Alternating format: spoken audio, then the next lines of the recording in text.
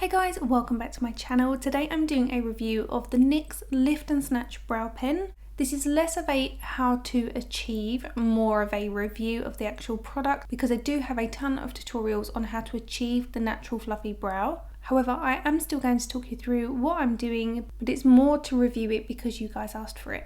So this is the Lift and Snatch Brow Pen. I have got the shade Taupe, but it does come in 10 different shades. This one is cruelty free and it's also an affordable brow pen in comparison to two of the others that I do love to use.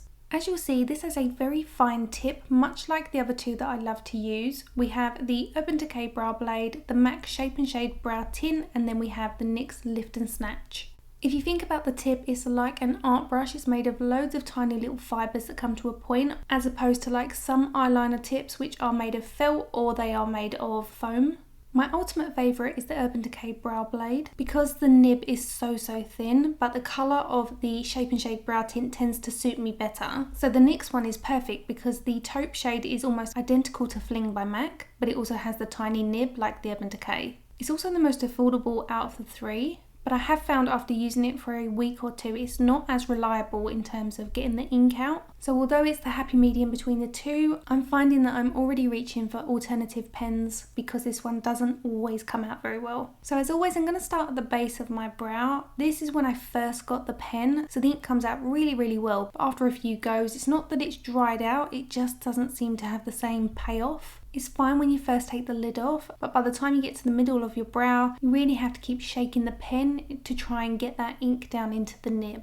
However, for its affordability, I still think it's really good, and you might find that with the slightly deeper shades, it's probably a little bit more reliable or a little bit more obvious with the ink. So I always start at the base of the front of my brow, flicking the hairs upwards. Now, as you can see, I am going above my natural hairs. And when I put the temporary guide across the brow in a moment, you'll see why.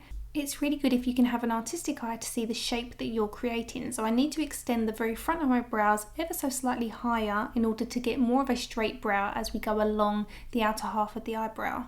Once we get a third of the way along, I change the angle of my brush, and instead of flicking upwards, I'm now bringing the hairs downwards because this is the way my hairs naturally lay and I'm replicating that. However, if you want to create a more laminated brow look, which is more fluffy and standing upright, I have a tutorial on how to achieve that, which I will link on screen for you now. I'm using the shade Taupe, which isn't super standout compared to my natural brow colour. I do love the Cool Cookie shade by Urban Decay, however, this kind of taupey shade does tend to go quite nicely with my hair because I do have my root lifted slightly, which gives a little bit more of a warm finish.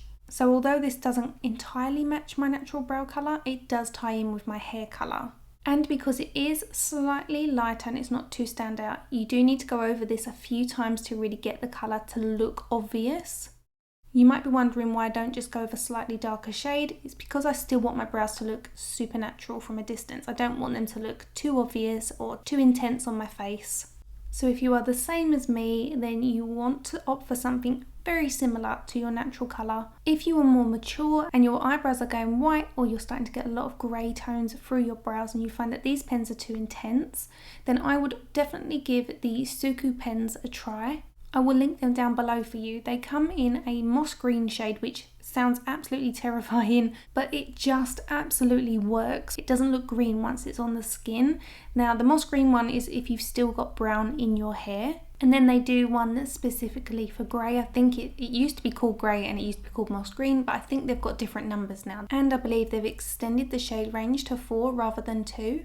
But again, great if you are somebody that really wants a supernatural brow or you're slightly more mature. Anyone can use them, but they are specifically great for that. I should mention, being this close up with the line work, mimicking the hairs, they do tend to look quite blocky, but from a distance they're so soft and so natural. And don't forget, you can also comb over this to really soften the lines using a spoolie. So I'm just finishing off with some of my favourite brow setter by Benefit Cosmetics in Clear. This is a 24-hour brow setter.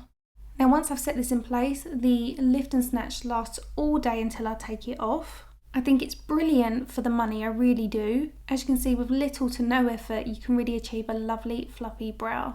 I personally would still reach for my brow blade or my MAC Shape and Shade brow tint, just because I find they don't seem to run out of ink so quickly. But I'm mega impressed with the tiny tip that they've created and the price point. So I hope you found that useful. I will list and link all the products I've mentioned in the description bar below for you. Don't forget to subscribe if you are new to my channel, and don't forget to come follow me outside of YouTube on my social handles, which will be on screen for you now.